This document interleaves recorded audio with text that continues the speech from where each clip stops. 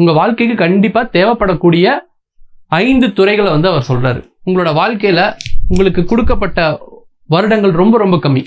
அதிகபட்சம் 60 வயதுங்கிறதே இன்னைக்கு ஒரு பெரிய வயசு மாதிரி இருக்குது. பொன்னியின் செல்வன் ஆரம்ப காலத்தில் ஒரு 10 வருஷத்துக்கு முன்னாடி படிக்கும்போது இப்படி இங்கே தான் இருப்பேன். தொடங்கும் போது அப்படி புக்கை திறந்த உடனே கிட்டத்தட்ட 1000 வருஷத்துக்கு முன்னாடி போயிடுவேன். இன்னைக்கு அறிவியல் கொண்டு தான் இப்போ நான் பேசுறது உங்களுக்கு இப்போ போய் சேருதுன்னா அது காரணம் என்ன? அது அறிவியல் தான். எல்லாத்துலேயுமே அறிவியல் இருக்கு. அறிவியல் இல்லாமல் ஒரு துளி கூட இன்னைக்கு நகர்த்த முடியாது. தத்துவம் தான் பேஸ். ஓகேங்களா? எல்லா விதமான அறிவியலுக்கும் தத்துவம் தான் பேஸ். அடிப்படை உரிமைகள் எல்லாத்துக்கும் தெரியும். அடிப்படை கடமைகள் இருக்கு. அடிப்படை கடமைகள் உங்களுக்கு தெரியுமா? எத்தனை பேருக்கு தெரியும்? அடிப்படை கடமைகள் நிறைய பேருக்கு தெரியாது. அடிப்படை கடமைகள்னு ஒன்று இருக்கு. இந்தியாவில் பிறந்தீங்கன்னா அடிப்படை இத்தனை கடமைகள் நீங்க செய்யணும் அப்படின்னு இருக்கு. வரலாறு தெரியாதவன் வரலாறு படைக்க முடியாது அப்படின்னு சொல்லி ஒரு கோட்ஸ் இருக்கு. ஸோ நீங்க வரலாறு படைக்க வேணாம், ஆனா நீங்க வாழ்ற அடிப்படை வாழ்க்கை வாழ்றதுக்கான ஒரு பேசிக்கா நீங்க சாதாரண ஒரு வாழ்க்கை வாழ்றதுக்கு உங்களுக்கு வரலாறு தெரிஞ்சிருக்கணும். ஏன்னா நீங்க கடந்த காலத்துல என்ன நடந்துச்சோ அதுதான் நிகழ்காலத்துல நீங்க இருக்கிறதுக்கான விஷயம். வணக்கம், வெல்கம் டு லேட்டரல் கல்வி. இன்னைக்கு நம்ம பார்க்க போற விஷயம் என்ன அப்படின்னு பாத்தீங்கன்னா சமீபமா எஸ்ராவோட ஒரு ஸ்பீச் கேட்டேன்.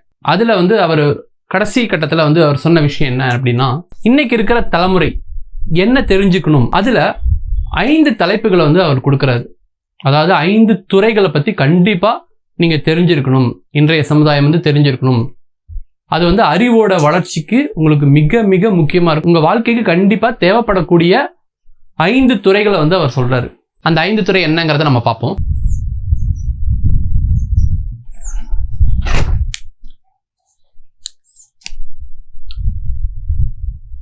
ஒண்ணு இலக்கியம் பத்தி சொல்றாரு.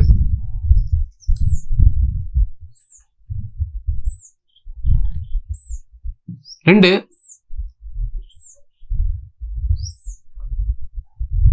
அறிவியல்.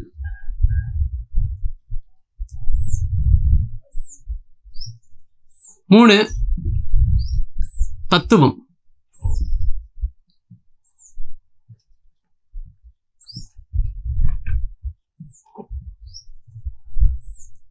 1 எடுத்தனே இலக்கியம், அறிவியல், தத்துவம். இது 3மே ரொம்ப ரொம்ப அடிப்படை அப்படிங்கிறாரு. அதுக்கப்புறம் பாத்தீங்கன்னா சமகால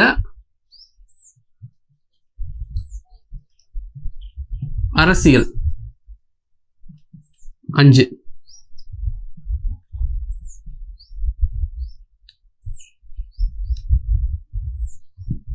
வரலாறு. அதெல்லாம் நீங்க கவனிச்சுக்குங்க. 5 துறைகள் அவர் மெயினா சொல்றது என்னன்னா ஃபர்ஸ்ட் எடுத்துன்னு இலக்கியம் சொல்றாரு. ஏன்னா அவரோட துறை இலக்கியம்ங்கிறனால அவர் சொல்றாரு. ஆனா அதுக்கு முக்கியமா இலக்கியம் படிக்கிறதுக்கான விளக்கத்தை நான் கொஞ்ச நேரத்துக்கு அப்புறம் சொல்றேன். அதுக்கப்புறம் பாத்தீங்கன்னா அறிவியல், தத்துவம், சமகால அரசியல், வரலாறு. இந்த 5 பெரும் துறைகள். ஓகேங்களா? இது சாதாரண துறைகள் இல்ல. இது மிகப்பெரிய ஒரு துறை, மிகப்பெரிய ஒரு கல்வி. இது இந்த 5 துறைகள்ல இருக்கிற எல்லா விஷயங்களும் நீங்க டெய்லி நீங்க தெரிஞ்சுக்கணும். அது ரொம்ப ரொம்ப முக்கியம் அப்படிங்கிறாரு. அதனால நம்ம சேனல்ல இனி வரதுல கொஞ்சம் இதுல என்ன பண்ண போறோம்னா, இந்த 5 விஷயத்தை பத்தி நம்ம பேச போறோம். ஆரம்பத்துல இருந்து டிஸ்கஷன் எப்படி நம்ம கொண்டு போலாங்கிறத நான் அப்படியே சொல்றேன். அதை நீங்க தெரிஞ்சுக்குங்க. ஃபர்ஸ்ட் இடத்துல பாத்தீங்கன்னா இலக்கியம் அப்படின்னா என்ன அர்த்தம்னா, இலக்கியம்ங்கிறது இலக்கு கூட்டல் இயம், இலக்கு கூட்டல் இயல் அப்படிம்பாங்க. ஒரு இலக்கு கொண்ட, ஒரு நோக்கம் கொண்ட ஒரு கதையோ ஒரு கவிதையோ எது வேணா இருக்கலாம். அப்படி ஒரு விஷயத்தை, ஒரு லிட்ரேச்சர் படைக்கிறது, ஒரு இலக்கியத்தை படைக்கணும் அப்படின்னா இந்த ஒரு இலக்கு கொண்டு அது இருக்கணும். அது நாவலா இருக்கலாம், பாடலா இருக்கலாம், எது வேணா இருக்கலாம். அதை நம்ம கண்டிப்பா தெரிஞ்சிருக்கணும். எல்லாருமே வாசிக்கக்கூடிய பழக்கம் இருந்திருக்கணும் அப்படிங்கிறாரு அவர் சொல்ற விஷயம். அப்ப இலக்கியம்ங்கிறது ஒரு மனிதனை முழுமையாக்குறது. நம்ம வாழாத ஒரு வாழ்க்கையை உங்களால வாழ முடியும். உங்களோட வாழ்க்கையில உங்களுக்கு கொடுக்கப்பட்ட வருடங்கள் ரொம்ப ரொம்ப கம்மி. அதிகபட்சம் 60 வயதுங்கிறதே இன்னைக்கு ஒரு பெரிய வயசு மாதிரி இருக்கு. 60 வருஷம் தான் நம்மளால வாழ முடியும், உயிர் வாழ முடியும். ஆனா ஒரு இலக்கியம், ஒரு புத்தகத்தின் வழியா நீங்க உங்களுக்கு எண்ணிக்கையான வாழ்க்கையை உங்களால வாழ முடியும். கடந்த காலத்துல வாழ முடியும். நீங்க பிரசன்ட் டென்ஸ்ல இங்க தான் இருக்கீங்க, ஆனா உங்களால கடந்த காலத்துல வாழ முடியும், எதிர்காலத்துல வாழ முடியும். எது வேணாலும் உங்களால சாத்தியப்படுத்த முடியும். எத்தனை பேரோட வாழ்க்கையை நீங்க வாழ்ந்து பார்க்க முடியும் ஒரு இலக்கியத்துல. நான் புத்தகத்தை படிக்கும்போது, கிட்டத்தட்ட பொன்னியின் செல்வன் ஆரம்ப காலத்துல ஒரு 10 வருஷத்துக்கு முன்னாடி படிக்கும்போது இப்படி இங்கே தான் இருப்பேன். தொடங்கும் போது அப்படி புக்கை திறந்த உடனே கிட்டத்தட்ட 1000 வருஷத்துக்கு முன்னாடி போயிடுவேன். அது எப்படி நம்ம கற்பனையில் அந்த 1000 வருஷத்துக்கு முன்னாடி போயிடுவோம். நம்ம அதே இடத்துல இருந்து நம்ம ஒரு தேர்ட் பர்சனாக இருந்து அந்த நடக்கிற விஷயத்தை அப்படியே நம்ம பார்ப்போம், கண்ணு முன்னாடி தெரியும். ஒரு கற்பனை சக்தி வந்து அந்த புத்தகம் கொடுக்கும். அதே தான் நான் உங்களுக்கு சொல்றது. நீங்க படிக்கும்போது இலக்கியம், எந்த இலக்கியம் வேணாலும் படிக்கலாம். ஆனால் அந்த இலக்கியம் படிக்கும் பொழுது அந்த உலகத்துக்கே நீங்க போய் சேர்ந்துருவீங்க. அந்த உலகம் மிகப்பெரிய ஒரு உலகம், அது திறந்து கிடக்கு. இதுவரைக்கும் நீங்க புத்தகம் படிக்கல அப்படிங்கிற பட்சத்துல படிச்சு பாருங்க. அந்த உலகமே ஒரு என்டையரா டிஃப்ரெண்டா இருக்கும். புத்தகம் படிக்கிறதுங்கிறது ரொம்ப ரொம்ப முக்கியம். வாசிப்பு பழக்கம் ஒரு மனிதனை முழுமையாக்கும். இன்னைக்கு பெரும்பான்மையான மக்கள் என்ன பண்றாங்கன்னா, வாசிப்பு பழக்கத்தை விட்டு வெளியே போயிட்டாங்க. வாசிப்பு பழக்கம்னா என்னன்னே தெரியாது, வாசிக்கிறதுனா என்னன்னே தெரியாது. இன்னைக்கு வந்து பாத்தீங்கன்னா லைப்ரரியில வந்து யாருமே வரதில்லை. லைப்ரரி நான் பார்த்துருக்கேன், நிறைய லைப்ரரியில வாசிப்பு பழக்கம் வயசு வந்து ஒரு 40-50 வயசுல இருக்கவங்க மட்டும் தான் வந்து நியூஸ் பேப்பர் படிக்கிறாங்களே தவிர, இன்னைக்கு இருக்க யங்ஸ்டர்ஸ் யாருமே லைப்ரரி பக்கம் போறதே இல்லை. லைப்ரரி வெறிச்சோடி இருக்கு, நம்மளுக்காக காத்துக்கிட்டு இருக்குது. ஆனா யாருமே அதை யூஸ் பண்ண போறது இல்லை, யாருமே யூஸ் பண்றதே இல்லை இன்ன வரைக்கும். அது வந்து மாறணும், அது ரொம்ப ரொம்ப முக்கியம். ஏன்னா லைப்ரரிக்குள்ளார யங்ஸ்டர்ஸ் போகும்போது தான் அது ஒரு மிகப்பெரிய ஒரு நாடா உருவாகும். ஒரு வல்லரசாகணும் அப்படின்னு நம்ம நினைச்சோம்னா இலக்கியத்துக்குள்ள போங்க, ஒரு நூலகத்துக்குள்ள போங்க. அது ரொம்ப ரொம்ப முக்கியம். அதுக்குள்ள போகும்போது தான் நம்மளுக்கான அறிவே ஓப்பன் ஆகும், மைண்ட் வந்து ஓப்பன் ஆகும். மைண்ட் வந்து அப்படியே குறுகிடுச்சு. இன்னைக்கு வந்து மொபைலில் நம்ம பார்க்க என்ன ஆகுதுன்னா, எல்லாமே நம்மளுக்கு அதுக்குள்ளேயே அடங்குறதுனால நம்மளால சுய சிந்தனைங்கிறதே நம்மளுக்கு இல்லாமல் போயிடுச்சு. நீங்கள் கற்பனை சக்தி இழந்துட்டோம். நம்ம கற்பனை சக்திங்கிறது என்னன்னா, நாம் ஒன்று படிக்கிறோம், நம்ம படிக்கும் பொழுது நம்மளுக்குள்ள ஒரு விஷயம் தோணும்.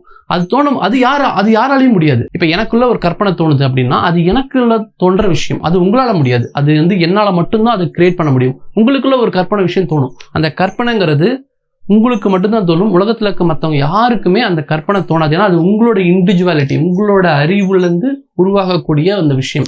அந்த கற்பனை சக்தி தான் வந்து உங்களுக்கு அடுத்த கட்டத்தை நோக்கி கொண்டு போகும். அப்போ அந்த கற்பனை சக்தியை நம்ம இழந்துட்டோம்.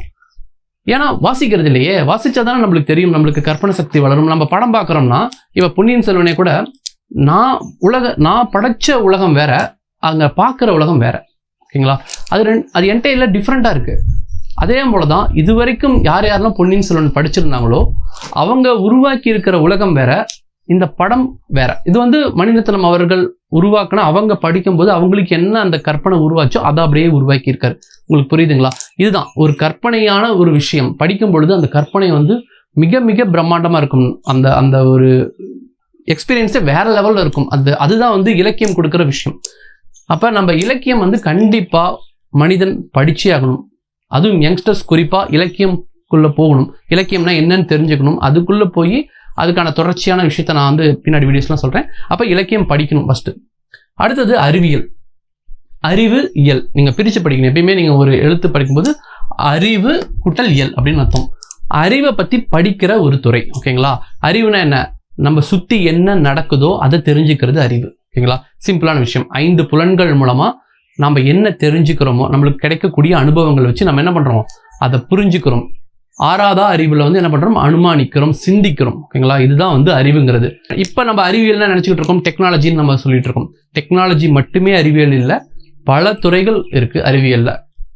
Past tense, present tense, future tense மூணும் சேர்த்து அறிவால என்ன இந்த உலகத்துல சாதிச்சிருக்காங்க, அறிவை கொண்டு என்னென்ன விஷயங்கள் பண்ணியிருக்காங்க அப்படிங்கிற அத்தனை விஷயத்தையும் தெரிஞ்சுக்கிறது அறிவியல். ஓகேங்களா? உங்களுக்கு சுற்றி நடக்கிற அத்தனை விஷயத்தையும் தெரிஞ்சுக்கிறது அறிவியல். அது ரொம்ப ரொம்ப முக்கியம். ஏன்னா இன்னைக்கு நம்ம இவ்வளோ தூரம் வளர்ந்துருக்கோம். இன்னைக்கு நம்ம பசி இல்லாமல் இருக்கோம். இன்னைக்கு நம்ம பஞ்சத்தில் இல்லை. ஓகேங்களா? யாருமே இன்னைக்கு வந்து அப்படியே கஷ்டத்தில் இல்லை. நினைச்ச நேரத்தில் நினைச்ச விஷயத்த நம்ம பண்ண முடியுது. எல்லாத்துக்கும் காரணம் என்ன? அறிவியல் தான். இன்னைக்கு அறிவியல் கொண்டு தான் இப்போ நான் பேசுறது உங்களுக்கு இப்போ போய் சேருதுன்னா அது காரணம் என்ன? அது அறிவியல் தான்.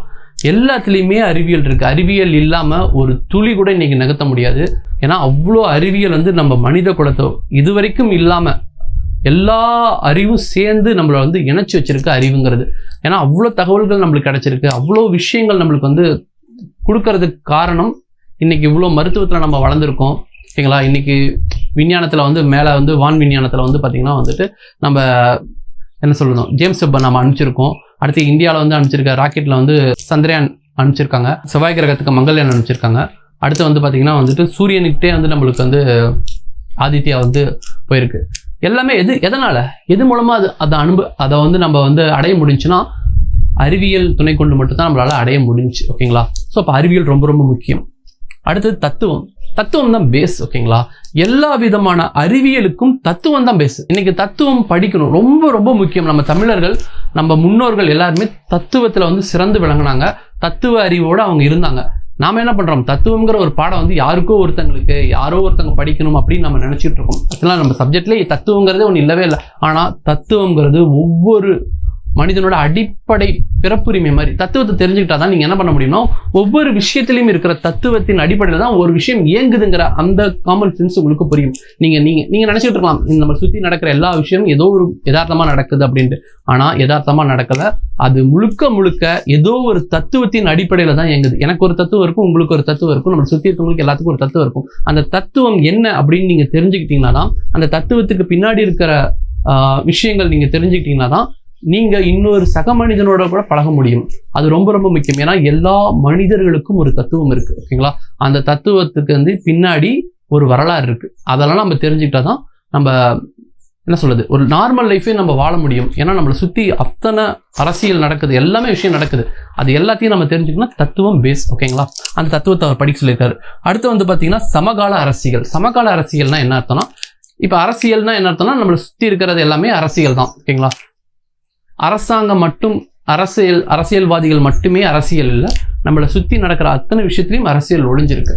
அப்ப நம்ம இப்ப வாழ்ற காலத்துல, நம்ம முன்னாடி வாழ்ற காலத்துல இருக்க அரசியலும் தெரிஞ்சுக்கணும். பட் ஆனா நம்ம சுத்தி இருக்கிற இப்ப இருக்கிற அரசியல் வந்து கண்டிப்பா நம்ம தெரிஞ்சிருக்கணும். அந்த அரசியல் தெரிஞ்சாதான் நம்மளுடைய உரிமைகள் என்ன, நம்மளுடைய கடமைகள் என்ன, எல்லாமே தெரிஞ்சிருக்க முடியும். அடிப்படை உரிமைகள் எல்லாத்துக்கும் தெரியும், அடிப்படை கடமைகள் இருக்கு. அடிப்படை கடமைகள் உங்களுக்கு தெரியுமா? எத்தனை பேருக்கு தெரியும்? அடிப்படை கடமைகள் நிறைய பேருக்கு தெரியாது. அடிப்படை கடமைகள் ஒன்று இருக்கு. இந்தியாவில் பிறந்தீங்கன்னா அடிப்படை இத்தனை கடமைகள் நீங்க செய்யணும் அப்படின்னு இருக்கு. அது மாதிரி பல விஷயங்கள் இருக்கு. அதனால சமகால அரசியல் இன்னைக்கு நம்ம வாழ்ற ஒவ்வொரு நொடிக்கும் தேவைப்படுது சமகால அரசியல். அதனால சமகால அரசியல் நம்ம கண்டிப்பா தெரிஞ்சிருக்கணும். அடுத்து பார்த்தீங்கன்னா வரலாறு உங்களுக்கு ஏற்கனவே தெரியும். எல்லா ஸ்கூல் புத்தகத்திலையும் ஹிஸ்ட்ரின்னு இருக்கும். பட் ஸ்கூலை தாண்டி ஹிஸ்ட்ரி படிக்கிறது எல்லாத்துக்கும் கண்டிப்பா அவசியம். ஆனால் யாருமே ஸ்கூல்லேயே ஒழுங்காக படிக்கிறது இல்லை. ஹிஸ்ட்ரியை ஒழுங்காக வந்து ஹிஸ்ட்ரினா என்னன்னே தெரிஞ்சுக்கல. ஹிஸ்ட்ரினா காலத்தின் கண்ணாடி. ஓகேங்களா, நம்ம வாழாத வாழ்க்கையை, நம்மளுக்கு முன்னாடி வாழ்ந்த அத்தனை வாழ்க்கையும் நம்மளுக்கு தெரிஞ்சுக்கிறதுக்கான ஒரு கண்ணாடி தான் வந்து ஹிஸ்ட்ரிங்கிறது. அது உங்களுக்கு ஏற்கனவே தெரியும், இந்த கோட்ஸ் தெரிஞ்சிருக்கும். வரலாறு தெரியாதவன் வரலாறு படைக்க முடியாது அப்படின்னு சொல்லி ஒரு கோட்ஸ் இருக்கு. ஸோ நீங்கள் வரலாறு படைக்க வேணாம், ஆனால் நீங்கள் வாழ்கிற அடிப்படை வாழ்க்கை வாழ்கிறதுக்கான ஒரு பேசிக்காக, நீங்கள் சாதாரண ஒரு வாழ்க்கை வாழ்கிறதுக்கு உங்களுக்கு வரலாறு தெரிஞ்சிருக்கணும். ஏன்னா நீங்கள் கடந்த காலத்தில் என்ன நடந்துச்சோ அதுதான் நிகழ்காலத்தில் நீங்கள் இருக்கிறதுக்கான விஷயம்.